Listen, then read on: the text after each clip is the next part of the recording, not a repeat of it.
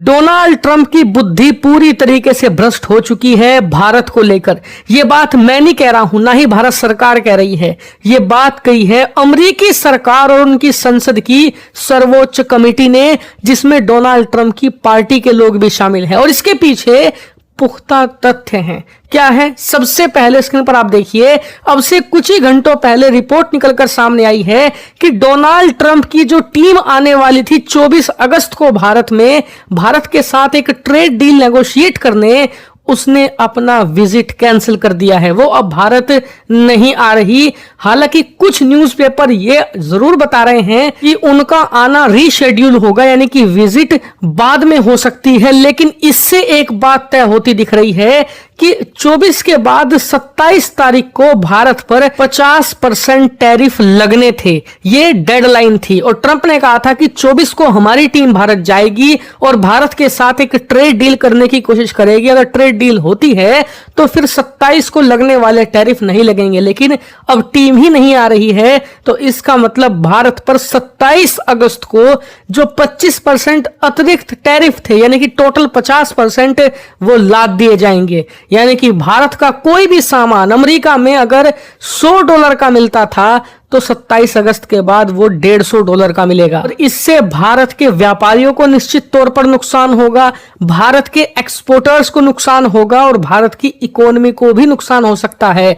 इसीलिए भारत को आने वाले 10 दिनों के अंदर एक ऐसी प्लानिंग लानी पड़ेगी जिससे कि हमारे व्यापारियों को, एक्सपोर्टर्स को और हमारी कंपनियों को नुकसान ना पहुंचे, क्योंकि उन्हें नुकसान पहुंचेगा तो इसकी मार पड़ेगी सीधे भारत के आम नागरिकों पर। क्योंकि कंपनियों का क्या है, उनका सामान अमेरिका में नहीं बिकेगा तो वो सीधे सीधे अपने मजदूरों में या अपने कामगारों को नौकरियों से निकालेंगे, उनमें कटौती करेंगे ताकि उनका एक्सपेंडिचर कम हो।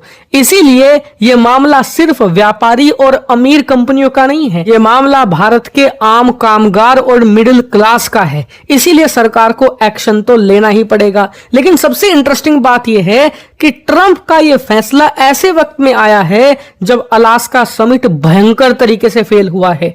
ट्रंप को चौतरफा मार पड़ रही है उनके देश में, चाहे मीडिया हो, चाहे उनके ही सरकार के लोग हों, और विपक्ष तो है ही। वही चौथे मोर्चे पर जनता लठ लिए खड़ी है और चौतरफा मार पड़ रही है। क्योंकि यह बात दुनिया ने देखी है कि कैसे ट्रंप को बेवकूफ बनाया व्लादिमीर पुतिन ने, और एक जबरदस्त मोरल विक्ट्री लेकर वो गए हैं वापस राजधानी मॉस्को। और ट्रंप की हालत तो ऐसी थी जैसे पिटे हुए सौदागर की। इसीलिए इस हार का गुस्सा कहीं ना कहीं तो निकालना था और उन्होंने फिलहाल भारत पर निकालना शुरू कर दिया है। रिपोर्ट तो ये भी है कि ट्रंप आने वाले समय में अगर ज्यादा उनकी पिटाई होती है, देश में ज्यादा आलोचना होती है, तो भारत पर अतिरिक्त टैरिफ यानी कि और टैक्स भारत पर लगा सकते हैं। हो सकता है 50% को बढ़ाकर 75 या 100% भी कर दें। फिर वो कहेंगे कि मैं पुतिन पर दबाव बना रहा हूं। जो उनके इनकम के सोर्स हैं, भारत, चीन, जो कच्चा तेल उसका खरीद रहे हैं, मैं वो रुकवा रहा हूं। एक तरीके से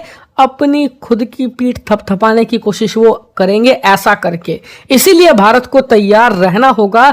लेकिन ट्रंप के इस फैसले का विरोध अब उनके देश में ही हो रहा है। खुद अपनी स्क्रीन पर देखिए, अमेरिका की जो सर्वोच्च हाउस कमेटी है, जिसमें अमेरिका के टॉप सांसद और सरकार के लोग शामिल हैं, उन्होंने ट्रंप सरकार को एक रिपोर्ट पेश करी है जिसमें कहा है कि भारत पर टैरिफ और टैक्स लगाकर आप व्लादिमीर पुतिन को कभी नहीं रोक सकते। ये बात खुद भी स्वीकार करी है कि भारत को ऐसे नहीं रोका जा सकता रूसी कच्चा तेल खरीदने से। उल्टा भारत ज्यादा कच्चा तेल खरीदेगा। ऐसा करके भारत को रोकने का एक ही तरीका है कि आप उनके साथ बैठकर बातचीत करिए, प्यार से समझिए और समझाइए। रूसी कच्चे तेल के बदले में आप उन्हें एक ऐसी डील दीजिए जिससे कि रूस का कच्चा तेल खरीदना जब वो बंद करेंगे तो उन्हें घाटा होगा, तो आपकी डील की वजह से वो कंपनसेट हो सके। यानी कि भारत के नुकसान की भरपाई आप कीजिए थोड़ी बहुत, तब जाकर भारत रुक सकता है, वरना भारत को रोकना रूसी कच्चा तेल खरीदने से असंभव है। इतना ही नहीं, ऐसे टैरिफ और टैक्स लगाकर आप भारत को चीन और रूस के खेमे में धकेल रहे हैं और 25 सालों की जो मेहनत है वो सारी मटिया मेट कर रहे हैं। लेकिन ट्रंप को हम जानते हैं, अगर कोई उन्हें ऐसी सलाह देता है तो इसका वो उलट ही करते हैं। उन्हें लगता है कि कोई उन्हें समझाने की कोशिश ना करे, क्योंकि वो सबसे ज्यादा सब कुछ जानते हैं। इसीलिए ट्रंप इन कमेटीज, इन अपने लीडर की सलाह पर काम नहीं करने वाले, उन्हें रोकने का कोई और प्लान भारत को निश्चित तौर पर बनाना पड़ेगा।